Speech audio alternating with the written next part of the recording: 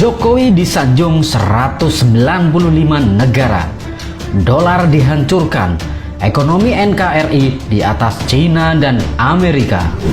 Dan dunia berharap banyak pada Indonesia, terutama kepada Bapak Presiden Jokowi, agar berharap bahwa Indonesia bisa memberikan solusi. Dan semoga dengan peran Indonesia, situasi ke depan tidak semakin buruk.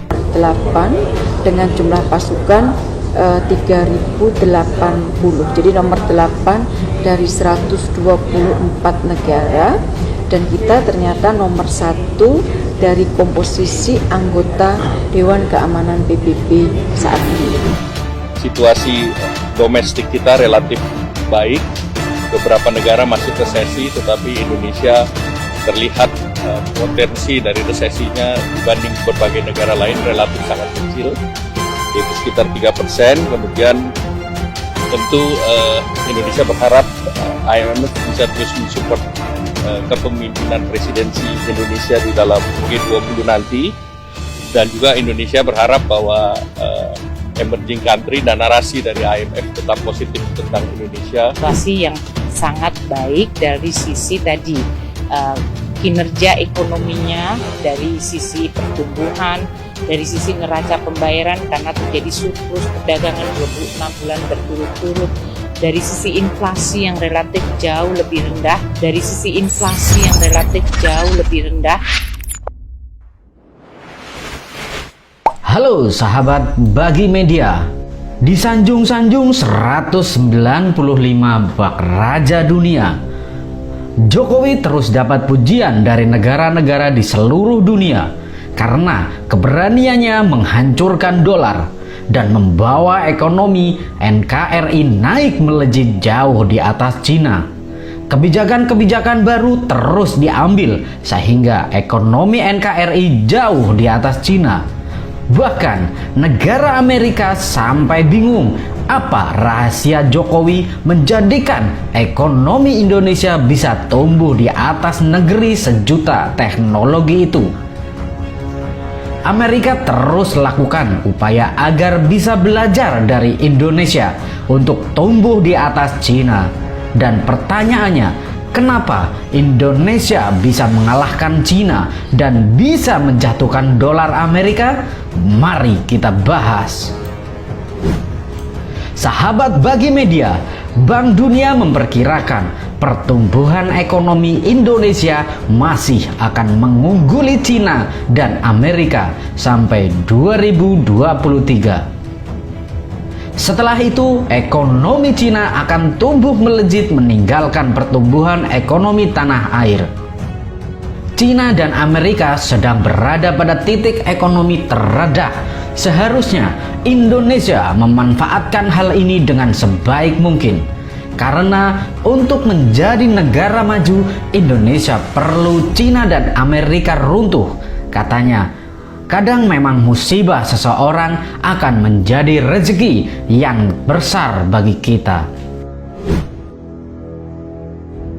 Sahabat Bagi Media, berdasarkan Global Economic Prospect edisi Januari 2023, Bank Dunia memperkirakan ekonomi Indonesia masih bisa tumbuh 5,2% pada tahun 2022. Lebih tinggi dari proyeksi yang dibuat pada Juni 2022 sebesar 5,1%. Sementara itu, pada 2023 pertumbuhan diperkirakan makin melambat menjadi sebesar 4,8% dan sedikit naik menjadi 4,9% pada 2024. Terutama akibat tekanan perlambatan ekonomi global yang berpotensi memperlambat permintaan ekspor hingga investasi. Dipicu konflik Rusia dan Ukraina, tingginya inflasi, serta suku bunga yang tinggi. Untuk menghadapi hal ini, Jokowi telah siapkan skenario untuk mempercepat adanya penyetopan bahan mentah lanjutan seperti tembaga.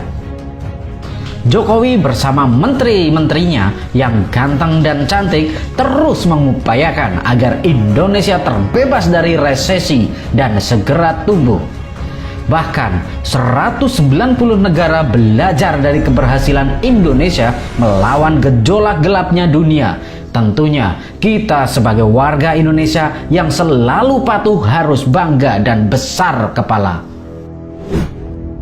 Karena dunia telah meramal bahwa PDB Indonesia diproyeksikan akan tumbuh rata-rata sebesar 4,9% pada tahun 2023 sampai 2024. Hanya sedikit lebih lambat dari tahun 2022 yang mencerminkan pelemahan, namun belanja swasta tetap kuat.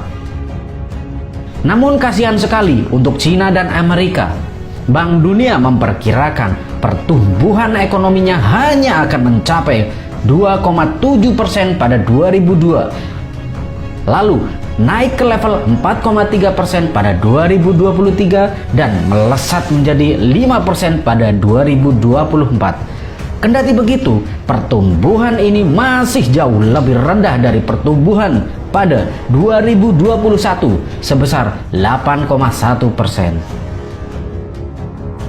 Ekonomi negara super besar ini semakin hari semakin loyo. Bahkan Bank Dunia mencatat perlambatan ekonomi Cina pada tahun 2022 lebih disebabkan dampak pembatasan untuk menangani pandemi COVID-19. Kekeringan yang belum pernah terjadi sebelumnya dan tekanan pada sektor properti. Ini menyebabkan tingkat konsumsi, produksi, dan investasi residensial tertahan pada periode itu. Namun ekonomi Cina mampu bertahan dan naik pada tahun ini tidak seperti Amerika.